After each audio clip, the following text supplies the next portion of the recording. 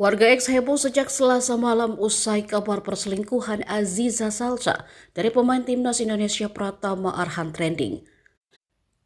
Bahkan disebutkan pula jika Pratama Arhan sudah menjatuhkan talak 3 pada anak politisi Gerindra Andre Rosiade itu.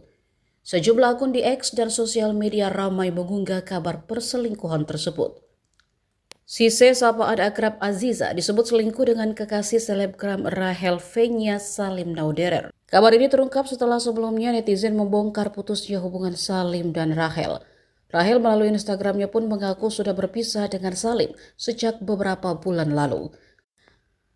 Tak lama kemudian sebuah tangkapan layar beredar, percakapan yang diduga Rahel mengaku ditelepon sendiri oleh Pratama Arhan setelah tahu kabar perselingkuhan sang istri. Mengetahui hal itu, banyak netizen yang tak menyangka, mengingat Pratama Arhan terlihat begitu cinta kepada Zize. Apalagi ketika Pratama melakukan selebrasi dengan mempertontonkan baju bertuliskan nama Aziza pada 2023 lalu di awal pernikahan mereka.